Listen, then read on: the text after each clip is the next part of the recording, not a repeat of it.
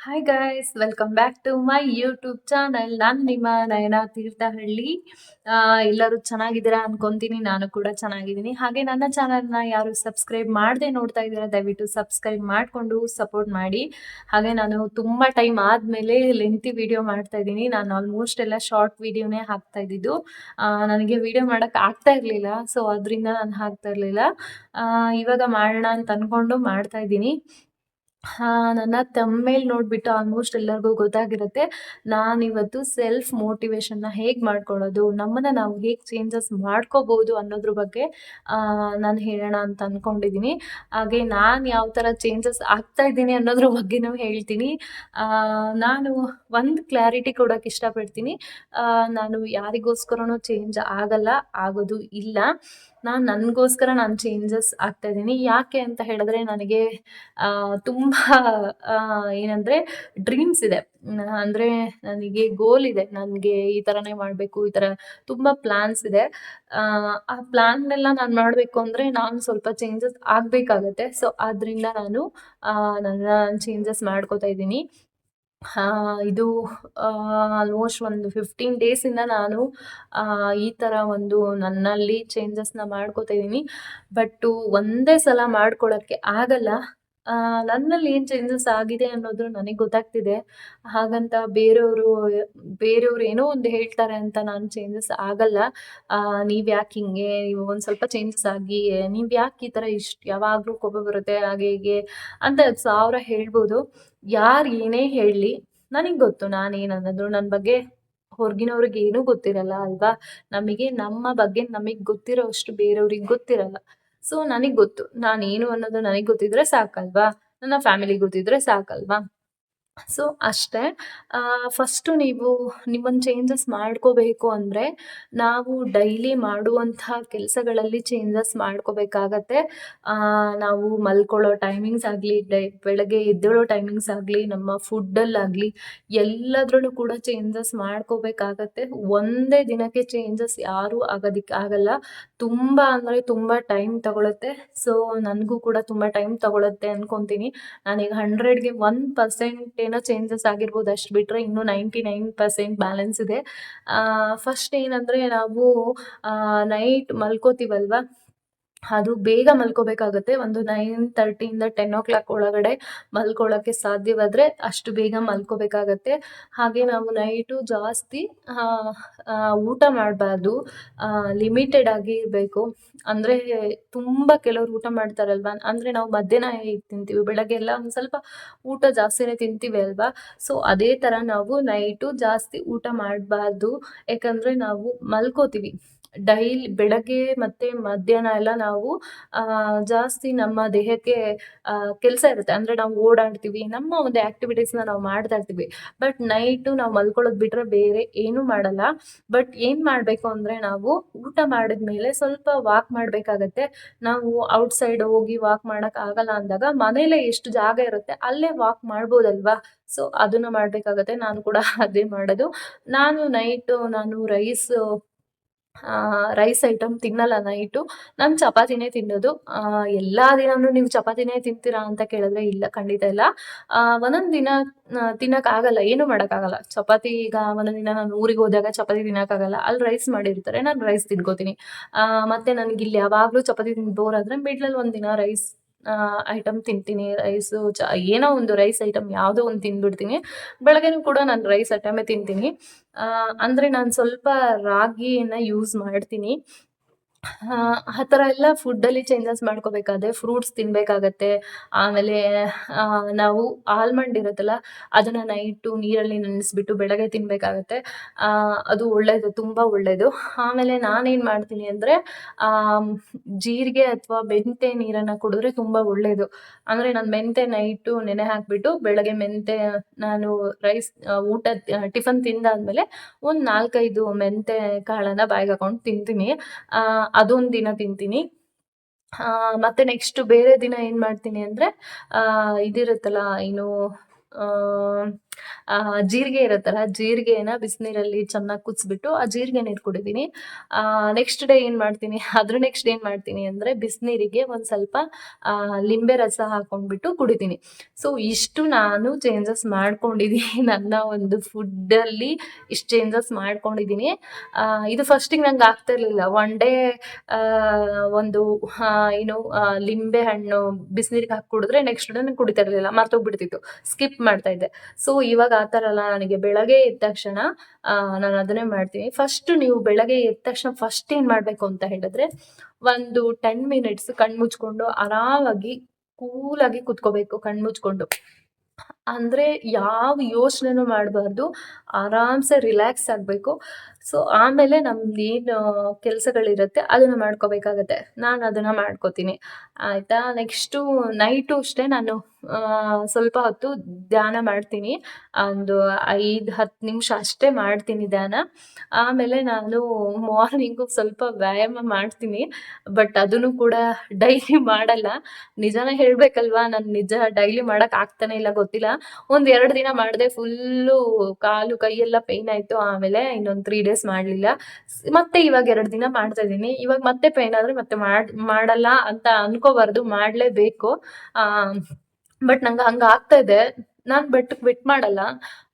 ನಾನು ಬೇಗ ಎದ್ದೇಳ್ತೀನಿ. ಅಂದರೆ ಬೇಗ ಅಂದರೆ ನಾನು ಆ್ಯಕ್ಚುಲಿ 5:45ಗೆ ಒಂದೊಂದ್ಸಲ ಎದ್ದೇಳ್ತೀನಿ, ಇಲ್ಲಾಂದರೆ 6ಗೆ ಎದ್ದೇಳ್ತೀನಿ. ಫಸ್ಟೆಲ್ಲ 7:30ಗೆ ಎದ್ದೇಳ್ತಾ. ಬಟ್ ಇವಾಗ ಬೇಗ ಎದ್ದೇಳ್ತೀನಿ. ಎದ್ದೇಳೋದ್ರಲ್ಲಿ ನಾನು ಬೇಗ ಎದ್ಬಿಡ್ತೀನಿ. ಆಮೇಲೆ ನೆಕ್ಸ್ಟು ಜಾಸ್ತಿ ನೀರು ಕುಡಿಬೇಕಾಗತ್ತೆ.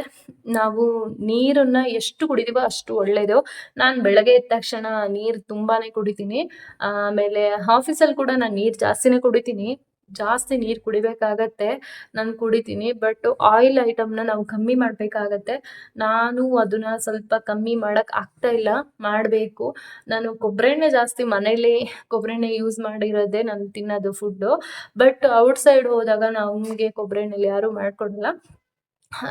ನಾವೇನು ಮಾಡ್ತೀವಿ ಅಂದರೆ ಹೊರಗಡೆ ಏನಾದರೂ ಸಿಕ್ಕರೆ ಅದನ್ನು ತಿಂತೀವಿ ಅಲ್ವಾ. ಸೊ ಅದೇ ಥರನೇ ನಾನು ಕೂಡ ತಿಂತೀನಿ. ಆಮೇಲೆ ಮೈದಾಯಿಂದ ಮಾಡಿರೋ ಫುಡ್ಡನ್ನ ಸ್ವಲ್ಪ ಅವಾಯ್ಡ್ ಮಾಡಬೇಕಾಗತ್ತೆ.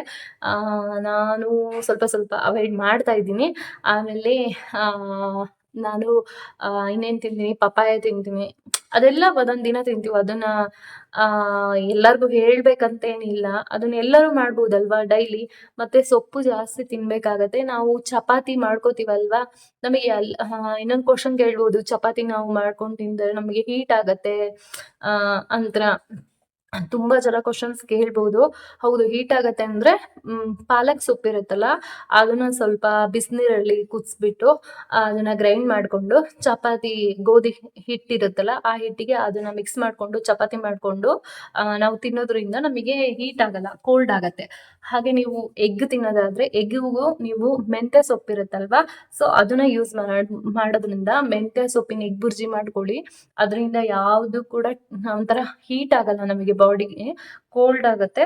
ಸೊ ಅದರಿಂದ ನಾನು ಮಾಡೋ ಅಂಥದ್ದನ್ನು ನಿಮಗೆ ಹೇಳ್ತೀನಿ. ಇದರಿಂದ ಕೆಲವರಿಗೆ ಹೆಲ್ಪ್ ಆಗ್ಬೋದು. ಹೆಲ್ಪ್ ಆಗೋದಾದರೆ ಮಾಡಿ. ನನ್ನಲ್ಲಿ ನಾನು ಚೇಂಜಸ್ ಮಾಡ್ಕೊಂಡಿರೋದನ್ನ ನಿಮಗೆ ಹೇಳ್ತಾ ಇದ್ದೀನಿ ಅಷ್ಟೇ. ಆಮೇಲೆ ನೆಕ್ಸ್ಟ್ ಏನು ಮಾಡಬೇಕು ಅಂತ ಹೇಳಿದ್ರೆ,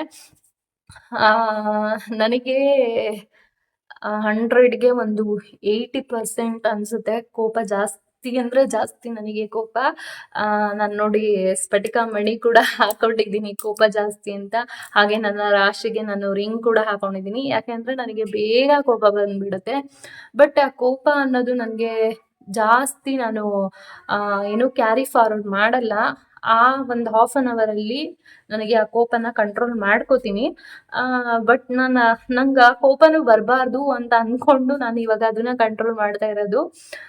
ಕಂಟ್ರೋಲ್ ಅಂದರೆ ಅದೆಲ್ಲ ನಮ್ಮಲ್ಲಿ ಇರುತ್ತೆ, ನಾವು ಕಂಟ್ರೋಲ್ ಮಾಡೋದು. ಅದನ್ನು ನಾನು ನಿಮಗೆ ಹೇಗೆ ಹೇಳಬೇಕು ನನಗೆ ಗೊತ್ತಾಗ್ತಿಲ್ಲ. ಈಗ ಯಾರೋ ಏನೋ ಹೇಳಿದ್ರು ಅಂದಾಗ ನಮಗೆ ಕೋಪ ಆಬ್ವಿಯಸ್ಲಿ ಎಲ್ಲರಿಗೂ ಕೂಡ ಕೋಪ ಬರುತ್ತೆ.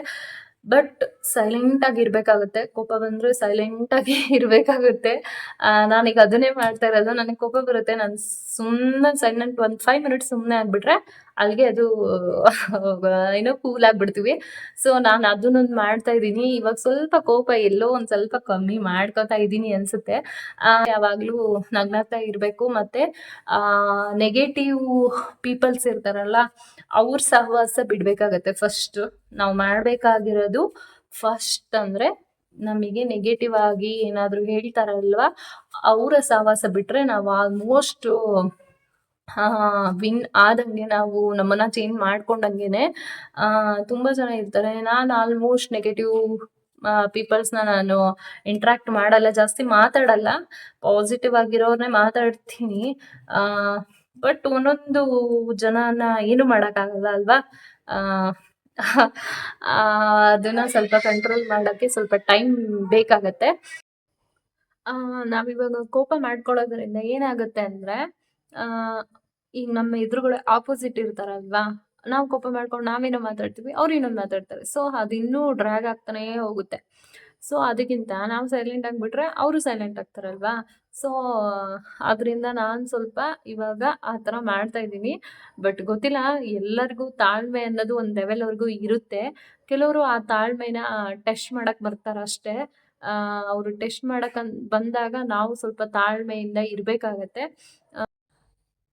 ಸೊ ನಾನಿವಾಗ ಕೆಲವು ತುಂಬ ವೀಡಿಯೋಸ್ ಎಲ್ಲ ನೀವು ನೋಡಿರ್ತೀರ. ಅದರಲ್ಲೆಲ್ಲ ನಾನು ಆಲ್ಮೋಸ್ಟ್ ಮೋಟಿವೇಶನ್ ಇರೋ ಥರನೇ ನಾನು ವೀಡಿಯೋಸ್ನ ಹಾಕ್ತೀನಿ. ನಾನು ಏನೇ ಒಂದು ಹಾಕಿದ್ರು ಆ ಥರನೇ ಹಾಕ್ತೀನಿ. ಯಾಕೆ ಅಂತ ಹೇಳಿದ್ರೆ, ನನ್ನನ್ನು ನಾನು ಚೇಂಜಸ್ ಮಾಡ್ಕೊಳ್ಳೋದಕ್ಕೆ. ಮತ್ತು ಅದರಿಂದ ಇನ್ನೊಂದು 2 ಜನ ನನ್ನ ವೀಡಿಯೋನ ನೋಡಿದಾಗ ಅವರು ಚೇಂಜಸ್ ಆಗ್ಬೋದಲ್ವಾ. ಸೊ ಅದರಿಂದ ನಾನು ಹಾಕ್ತೀನಿ. ಯಾಕೆ ಅಂದರೆ, ನಾನು ತುಂಬ ಪೆಟ್ಟು ತಿಂದಿದ್ದೀನಿ ಜೀವನದಲ್ಲಿ. ನನ್ನ ಏಜಿಗೆ ಮೀರಿ ನಾನು ತುಂಬ ತಿಳ್ಕೊಂಡಿದ್ದೀನಿ ಅಂತಲೇ ಹೇಳ್ಬೋದು. ಯಾರ ಲೈಫಲ್ಲೂ ಪ್ರಾಬ್ಲಮ್ಸ್ ಬಂದಿಲ್ಲ ಅಂತ ನಾನು ಹೇಳಲ್ಲ, ಬಂದಿದೆ. ಹಾಗೆಯೇ ನನ್ನ ಏಜಿಗೆ ನನಗೆ ಬಂದಿರೋ ಪ್ರಾಬ್ಲಮ್ಸ್ಗಳು ದೊಡ್ಡದುಗಳೇ. ಅಂದರೆ ನಾನು ಅಂದ್ಕೊಂಡಿರೋದೇ ಬೇರೆ, ಆಗಿರೋದೇ ಬೇರೆ ಥರ ಕೆಲವೊಂದು ಸಿಚುವೇಶನ್ಸು. ಏನೂ ಮಾಡೋಕ್ಕಾಗಲ್ಲ ಅಲ್ವಾ. ಅದನ್ನೆಲ್ಲ ನಾವು ಪಾಸಿಟಿವ್ ಆಗಿ ತಗೊಂಡು ಮೂವ್ ಆನ್ ಆಗಬೇಕಾಗತ್ತೆ ಲೈಫಲ್ಲಿ. ನಾವೇನಾದರೂ ನಮ್ಮ ಗೋಲ್ನ ಅಚೀವ್ ಮಾಡಬೇಕು ಅಂತ ಅಂದರೆ 1000 ಜನ 1000 ಮಾತಾಡ್ತಾರೆ ಅಲ್ವಾ. ಅದನ್ನೆಲ್ಲ ನಾನು ಕೇಳಿಸ್ಕೊತಾನೂ ಇದ್ದೀನಿ. ಬಟ್ ನಾನು ಅದನ್ನು ಅವರಿಗೆ ರಿಯಾಕ್ಟ್ ಮಾಡಲ್ಲ. ಯಾಕೆ ಅಂದರೆ, ಅದ್ರ ರಿಯಾಕ್ಟ್ ಮಾಡೋದ್ರಿಂದ ಏನು ಯೂಸ್ ಇಲ್ಲ ಅಲ್ವಾ. ನಮ್ಮ ಒಂದು ನಾನೀಗ ರಿಯಾಕ್ಟ್ ಮಾಡೋದ್ರಿಂದ ಇನ್ನೂ ಪ್ರಾಬ್ಲಮ್ಸ್ಗಳು ಜಾಸ್ತಿನೇ ಆಗುತ್ತೆ ಬಿಟ್ಟರೆ ಕಮ್ಮಿ ಅಂತೂ ಆಗಲ್ಲ. ಸೊ ಅದಕ್ಕೆ ನಾವು ರಿಯಾಕ್ಟ್ ಮಾಡ್ದೇನೆ ನಮ್ಮ ಕೆಲಸ ನಾವು ನೋಡಿಕೊಂಡ್ರೆ ಬೆಟರ್ ಅಲ್ವಾ. ಸೊ ನಾನು ಹಾಗೆ ಮಾಡ್ತಾ ಇರೋದು.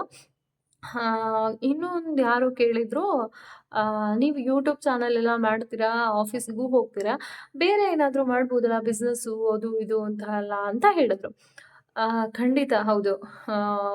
ನನಗೆ ಆ್ಯಕ್ಚುಲಿ ಈ ವರ್ಕ್ ಮಾಡೋದಕ್ಕಿಂತ ನನಗೆ ಬಿಸ್ನೆಸ್ ಏನಾದರೂ ಮಾಡಬೇಕು ಅನ್ನೋದು ತುಂಬ ಇತ್ತು ತಲೆಯಲ್ಲಿ. ತುಂಬ ಇತ್ತು ಅನ್ನೋದಕ್ಕಿಂತ ತುಂಬ ಇದೆ ತಲೆಯಲ್ಲಿ. ಸೊ ಅದನ್ನು ನಾನು ಯಾವಾಗ ಮಾಡ್ತೀನೋ ಬಿಡ್ತೀನೋ ನನಗೆ ಗೊತ್ತಿಲ್ಲ. ಬಟ್ ಮಾಡಬೇಕು ಅನ್ನೋದಿದೆ. ಒಂದು ಪ್ರೋಸೆಸ್ಸಿಂಗ್ ಆಗ್ತಾ ಇದೆ. ಬಟ್ ಅದು ಯಾವಾಗ ಏನಾಗುತ್ತೋ ಗೊತ್ತಿಲ್ಲ.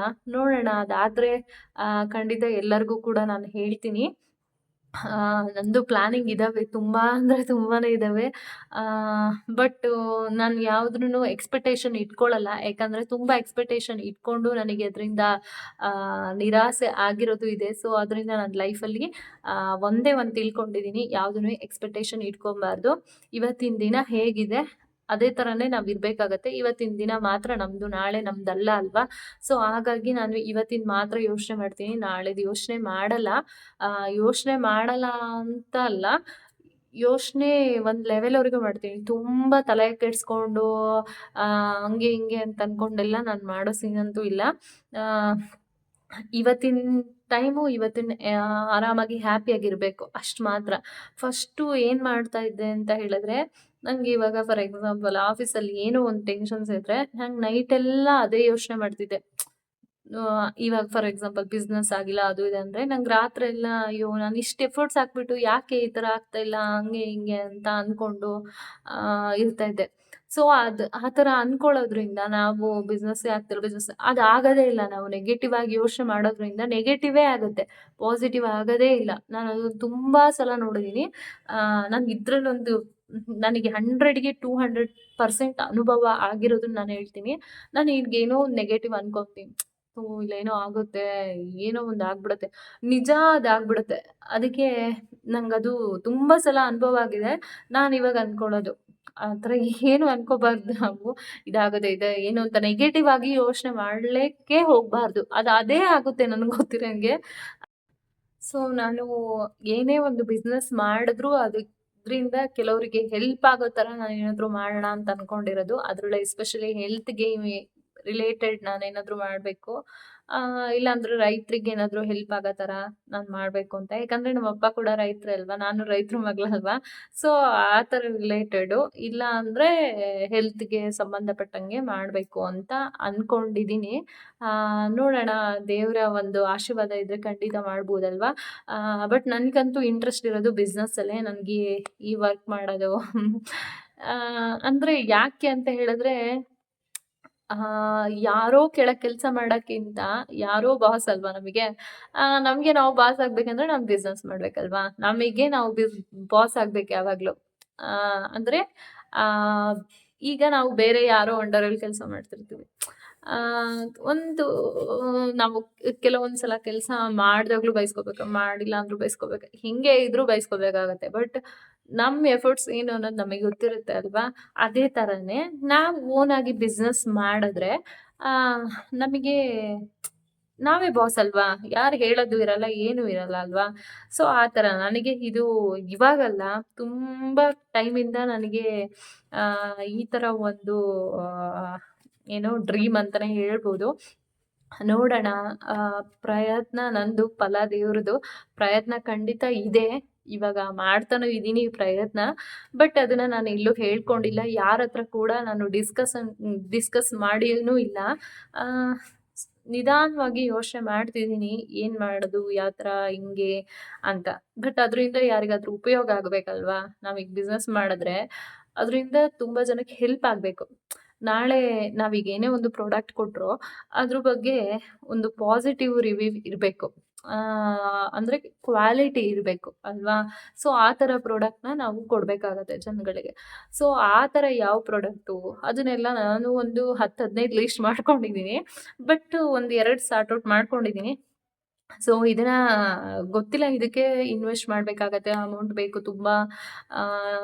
ಸ್ವಲ್ಪ ನಮಗಿವಾಗ ಪ್ರಾಬ್ಲಮ್ ಇರೋದ್ರಿಂದ ನಾನು ನನ್ನ ಹಸ್ಬೆಂಡ್ ಹತ್ರ ಡಿಸ್ಕಸ್ ಮಾಡಿದೀನಿ. ನನ್ನ ಹಸ್ಬೆಂಡು ಏನಂದ್ರೆ ನಾನು ಏನು ಮಾಡಿದ್ರು ನನಗೆ ಸಪೋರ್ಟ್ ಮಾಡ್ತಾರೆ. ಸೊ ಹಾಗಾಗಿ ಏನೂ ಪ್ರಾಬ್ಲಮ್ ಇಲ್ಲ. ಇನ್ನೊಂದೇನಂದ್ರೆ, ನಾನಿಷ್ಟು ಆರಾಮಾಗಿ ಫ್ರೀಯಾಗಿ ಇದೀನಿ ಅಂದ್ರೆ ನನ್ನ ಹಸ್ಬೆಂಡೇ ಕಾರಣ. ಯಾಕಂದ್ರೆ ನನ್ನ ಹಸ್ಬೆಂಡ್ ಎಲ್ಲ ಟೈಮು ನನಗೆ ಸಪೋರ್ಟ್ ಮಾಡಿದ್ದಾರೆ. ನಾನು ಅದಕ್ಕೆ ಯಾವುದೇ ಎಂಥ ಸಿಚುವೇಶನ್ ಬರಲಿ, ಯಾರು ಏನೇ ಹೇಳಲಿ, ನಾನು ನನ್ನ ಹಸ್ಬೆಂಡ್‌ನ ಬಿಟ್ಕೊಡಲ್ಲ. ಯಾಕಂದ್ರೆ ಅವರು ನಾನು ಹೆಂಗಂದ್ರೆ ಎಲ್ಲದನ್ನು ಇವಾಗ ಡಿಸ್ಕಸ್ ಮಾಡ್ತೀವಿ. ಏನೇ ಒಂದು ಏನೇ ಒಂದು ನಾವು ನಿರ್ಧಾರ ತಗೋಬೇಕಂದ್ರೂ ಇವಾಗ ಇಬ್ರು ಡಿಸ್ಕಷನ್ ಮಾಡೇ ನಿರ್ಧಾರ ತಗೋತೀವಿ. ಯಾಕಂದ್ರೆ ಯಾವಾಗ್ಲೂ ಒಂದ್ಸಲ ಎಡವಿದ್ವಿ. ಯಾ ಏನ್ ಗೊತ್ತಾ? ಕೆಲವು ಜನಗಳನ್ನ ತುಂಬಾ ನಂಬಿಟ್ವಿ. ಅದು ಯಾಕೋ ತುಂಬಾ ನಂಬಿದ್ದೆ ನಮಗೆ ಪ್ರಾಬ್ಲಮ್ ಆಯ್ತು. ಸೊ ಆದ್ರಿಂದ ನಾವೀಗ ಲಿಮಿಟಲ್ಲಿ ಜನಗಳನ್ನ ನಂಬೇಕಾಗುತ್ತೆ. ಎಲ್ಲರಿಗೂ ಒಳ್ಳೇದಾಗ್ಲಿ ಅಂತೀನಿ. ನನಗೆ ತುಂಬಾ ಜನ ಕೆಟ್ಟದ್ದು ಮಾಡ್ಬಿಟ್ಟಿದ್ದಾರೆ. ಬಟ್ ನಾನು ಅವರಿಗೂ ಒಳ್ಳೇದೇ ಆಗಲಿ ಅಂತ ಹೇಳ್ತೀನಿ. ಯಾಕಂದ್ರೆ ಅವ್ರಿಗೆ ಕೆಟ್ಟದಾಗ್ಲಿ ಅಂತ ನಾನು ಬಯಸಲ್ಲ. ಬಟ್ ಯಾವುದೋ ಒಂದು ಟೈಮಲ್ಲಿ ಅವ್ರಿಗೆ ಗೊತ್ತಾಗುತ್ತೆ, ನಾನು ಮಾಡಿರೋದು ತಪ್ಪು, ಹಂಗೆ ಹಿಂಗೆ ಅಂತೆಲ್ಲ ಗೊತ್ತಾಗ್ಬೋದು ಅಂತ ಅನ್ಕೊಂಡಿದೀನಿ. ಗೊತ್ತಿಲ್ಲ, ನೋಡೋಣ. ನಾನಂತೂ ಅವ್ರಿಗೆ ಕೆಟ್ಟದ್ದು ಬಯಸಲ್ಲ, ಒಳ್ಳೇದೇ ಆಗಲಿ. ಅಂದ್ರೆ ಆ ಟೈಮಲ್ಲಿ ನನಗೆ ತುಂಬಾ ಅಂದ್ರೆ ತುಂಬಾ ನೋವುಗಳಾಗಿದೆ. ಬಟ್ ಅದೆಲ್ಲ ಒಳ್ಳೇದಕ್ಕೆ. ನಾನಿವಾಗ ನನಗೆ ನಾನು ಮಾಡ್ಕೋತೀನಿ ಅಂದ್ರೆ ಅವೆಲ್ಲ ಪೆಟ್ಟು ತಿಂದಿರೋದ್ರಿಂದನೇ ನನಗೆ ನಾನು ಮೋಟಿವೇಟ್ ಮಾಡ್ಕೋತಾ ಇರೋದಲ್ವಾ. ಸೊ ಅದರಿಂದ ನನಗದಾಗಿದ್ದೆಲ್ಲ ಒಳ್ಳೇದೇ ಅನ್ಕೊಂತೀನಿ. ನನಗೆ ಕಷ್ಟ ಬಂದಿದ್ದು ತುಂಬಾ ಒಳ್ಳೇದು. ನನಗಿನ್ನೂ ಕಷ್ಟ ಬಂದರೂ ನಾನದನ್ನ ಆಹ್, ಎ ಯಾವ ಕಷ್ಟ ಬಂದ್ರೂ ಅದನ್ನ ನಾನು ಆರಾಮಾಗಿ ನಾನದನ್ನ ರಿಲ್ಯಾಕ್ಸ್ ಆಗಿ ನಾನು ಅದನ್ನ ಹ್ಯಾಂಡಲ್ ಮಾಡ್ತೀನಿ. ಸೊ ನನಗೆ ಇಷ್ಟು ಕಷ್ಟ ಅನುಭವಿಸ್ಮೇಲೆ ಇನ್ಯಾರು ದೇವ್ರು ಕೊಡ್ತಾರೆ ಅಲ್ವಾ. ದೇವರೇ ಅನ್ಕೋತಾರೆ ಅನ್ಸುತ್ತೆ. ಇವ್ರಿಗಿಷ್ಟು ಕಷ್ಟ ಕೊಟ್ರುನು ಇವ್ರು ಎದ್ದು ನಿಂತ್ಕೋತಾ ಇದಾರಲ್ಲ ಸ್ಟ್ರಾಂಗ್ ಆಗಿ, ಏನ್ ಮಾಡೋದು ಅಂತ ದೇವ್ರಿಗೆ ಕನ್ಫ್ಯೂಷನ್ ಆಗ್ಬೇಕು. ಆ ಥರ ನಾನು ಬದುಕಬೇಕು ಅಂತ ಅನ್ಕೊಂಡಿರೋದು. ನಾನು ಹಂಗೇನೆ ಅನ್ಕೊಂಡಿರೋದು. ಚಿಕ್ಕುಗಿಂದನೂ ಅಷ್ಟೇ ನನಗೆ ಏನಾದರೂ ಮಾಡಬೇಕು ಅಂತ ಅಂದ್ಕೊಂಡ್ರೆ ಅದನ್ನ ಮಾಡೇ ಮಾಡ್ತೀನಿ. ಆ ಥರನೇ ನಾನು ಇರೋದು. ಇದು ನಮ್ಮ ಅಪ್ಪಾಜಿ ಅಮ್ಮಂಗೆ ಗೊತ್ತು, ನನ್ನ ಹಸ್ಬೆಂಡ್ ಗೊತ್ತು, ಎಲ್ಲರಿಗೂ ಗೊತ್ತು. ನಾನು ಏನಾದರೂ ಬೇಕು ಅಂದರೆ ಅದು ಬೇಕು, ಆ ಥರ ಇದ್ದಿದ್ದು. ಇವಾಗ ಏನಂದರೆ ನನಗೆ ಅತಿ ಆಸೆ ಅಂತೂ ಇಲ್ಲ. ಅಂದರೆ ನನಗೀಗ ಏನೋ ಒಂಥರ ಕಾರ್ ತಗೋಬೇಕು, ಆ ಥರ ಕಾರ್ ತಗೋಬೇಕು, ಈ ಥರ ಕಾರ್ ತಗೋಬೇಕು, ಹಿಂಗೆ ನೋಡಬೇಕು, ಆ ಥರ ಎಲ್ಲ ಏನು ನನಗೆ ಆಸೆ ಇಲ್ಲ.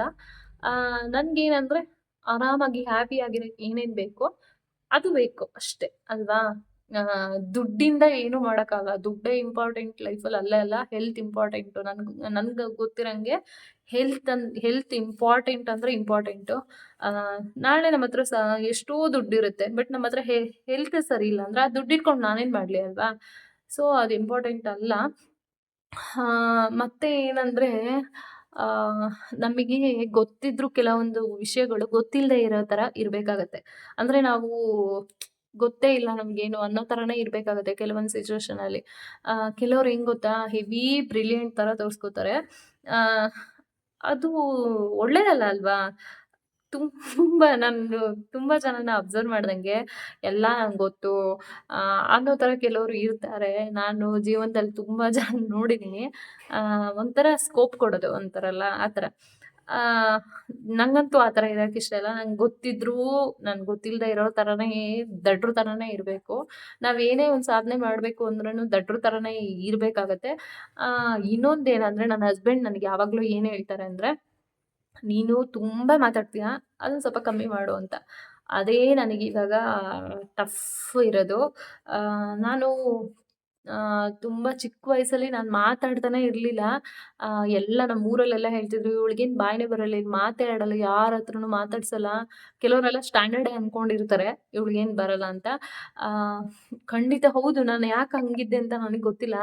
ಬಟ್ ನಾನು ಜಾಬಿಗೆ ಸೇರಿದ್ಮೇಲೆ ನಾನು ಇವಾಗ ಯಾವ ಕಂಪ್ನಿಲಿ ವರ್ಕ್ ಮಾಡ್ತಿದ್ದೀನಿ, ನನಗೆ ರಿಯಲಿ ನಾನು ಅದನ್ನು ಹೆಮ್ಮೆಯಿಂದ ಹೇಳ್ಕೊತೀನಿ. ನನಗೆ ಮಾತಾಡೋದು, ಇಷ್ಟು ಚೆನ್ನಾಗಿ ಮಾತಾಡೋದು, ನಾನಿವತ್ತು ಯೂಟ್ಯೂಬ್ ಚಾನಲಲ್ಲಿ ಹೀಗೆ ವೀಡಿಯೋಸ್ನ ಮಾಡ್ತೀನಿ. ನಾನು ಎಲ್ಲಿ ಹೋದರೂ ನಾನು ಭಯ ಪಡ್ಕೊಳಲ್ಲ. ಯಾರ ಹತ್ರ ಮಾತಾಡ್ಬೇಕಂದ್ರೂ ನನಗೆ ಭಯ ಆಗಲ್ಲ. ಎಲ್ಲರ ಹತ್ರನೂ ಮಾತಾಡ್ತೀನಿ. ಅದಕ್ಕೆಲ್ಲ ಕಾರಣ ಏನಂದರೆ ನಾನು ವರ್ಕ್ ಮಾಡುವಂಥ ಕಂಪ್ನಿನೇ ಅಂತಲೇ ಹೇಳ್ಬೋದು. ನಾನು ನಿಜ ಅದರಲ್ಲಂತೂ ನಾನು ಎಲ್ಲೂ ಬಿಟ್ಕೊಡಲ್ಲ. ಯಾಕಂದರೆ ನಾನು ಇಷ್ಟು ಚೆನ್ನಾಗಿ ಮಾತಾಡ್ತೀನಿ ಅಂದರೆ, ಯಾಕಂದರೆ ನಾವು ವರ್ಕ್ ಮಾಡ್ತಿರೋ ಪ್ಲೇಸು ನಾವು ಮಾತಾಡಲೇಬೇಕು. ಯಾಕಂದರೆ ನಾವು ಕಸ್ಟಮರ್ ಜೊತೆ ಮಾತಾಡೋದಲ್ವಾ, ಇಂಟ್ರ್ಯಾಕ್ಟ್ ಮಾಡೋದಲ್ವಾ. ಸೊ ಅದು ನಾವು ಮಾತಾಡೋದೇ ಇಂಪಾರ್ಟೆಂಟು. ನಾವು ಹೇಗೆ ಮಾತಾಡ್ತೀವಿ, ನಾವು ಹೇಗೆ ಕನ್ವಿನ್ಸ್ ಮಾಡ್ತೀವಿ, ಅದೇ ಇಂಪಾರ್ಟೆಂಟ್ ಅಲ್ವಾ. ಸೊ ನನ್ನ ಜೀವನದಲ್ಲಿ ನಾನು ಇವಾಗ ಕಂಪ್ನಿಲಿ ಇದ್ದೀನಲ್ವಾ, ಅಲ್ಲಿ ಕಲ್ತಿರೋದು ಇದೇ ನನಗೆ ಬೆಸ್ಟಲ್ಲಿ ಬೆಸ್ಟ್ ಪ್ಲಸ್ ಪಾಯಿಂಟ್ ಅಂತಲೇ ಹೇಳ್ಬೋದು. ನಾನು ಇದನ್ನ ಕಲ್ತ್ಕೊಂಡಿರೋದು ಇಲ್ಲೇನೆ, ನಾನು ವರ್ಕ್ ಮಾಡೋ ಪ್ಲೇಸಲ್ಲೇ. ನಾನು ಅಷ್ಟು ಸೈಲೆಂಟ್ ಆಗಿರೋ ಹುಡುಗಿನ ಈ ಲೆವೆಲ್ಗೆ ಚೇಂಜ್ ಆಗಿದ್ದೀನಿ ಅಂದರೆ ನಾನು ವರ್ಕ್ ಮಾಡೋವಂತಹ ಒಂದು ಕಂಪ್ನಿ ಅಂತಲೇ ಹೇಳ್ಬೋದು. ನಾನು ಯಾವಾಗಲೂ ಹೇಳ್ತೀನಿ. ಮತ್ತು ನನಗೆ ನಾನಿವತ್ತು ಅಲ್ಲೇ ಆದರೂ ಅನ್ನನೇ ತಿಂತಾ ಇರೋದಲ್ವಾ, ಅಲ್ಲಿ ಕೆಲಸ ಮಾಡಿನೇ. ಸೊ ಯಾವಾಗಲೂ ನಾನು ಅದಕ್ಕೆ ಚಿರಋಣಿ ಅಂತಲೇ ಹೇಳ್ಬೋದು. ಹೌದು, ನನಗೂ ಬೇರೆ ಕಡೆ ಹೋಗೋಣ ಹಂಗೆ ಹಿಂಗೆ ಅನಿಸುತ್ತೆ. ಬಟ್ ನಾನು ಇಲ್ಲಿವರೆಗೂ ಏನೋ ಒಂಥರ ಸ್ಯಾಲ್ರಿ ಬರೋದ್ರಿಂದ ನನಗೇನೋ ಒಂದು ಕಮಿಟ್ಮೆಂಟ್ಗಳು ಎಲ್ಲ ಒಂಥರ ಮ್ಯಾನೇಜ್ ಮಾಡ್ತಾ ಇದ್ದೀನಿ. ಸೊ ಇದಕ್ಕೆಲ್ಲ ನನ್ನ ಕಂಪ್ನಿನೇ ಅಂತ ಹೇಳ್ಬೋದಲ್ವಾ. ಹಾಗಂತ ಅವ್ರು ಸುಮ್ಮನೆ ಯಾರಿಗೂ ಸ್ಯಾಲ್ರಿ ಕೊಡಲ್ಲ. ನಮ್ಮ ಎಫರ್ಟ್ಸ್ ಹಾಕಿರ್ತೀವಲ್ವಾ. ನಾನಂತೂ 100% ಎಫರ್ಟ್ಸ್ ಹಾಕ್ತೀನಿ.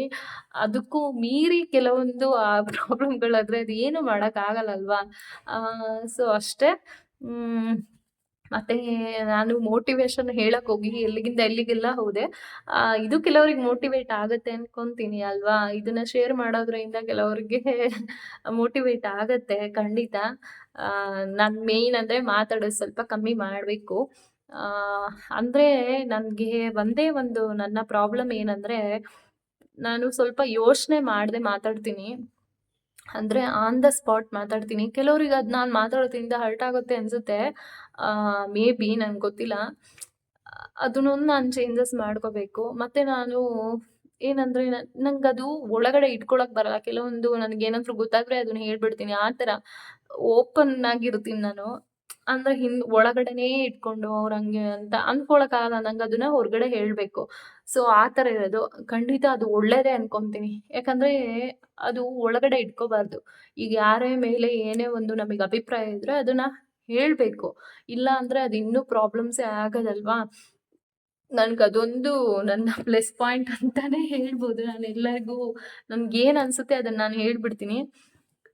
ಅದು ಕೆಲವ್ರಿಗೆ ಹರ್ಟ್ ಆಗುತ್ತೆ.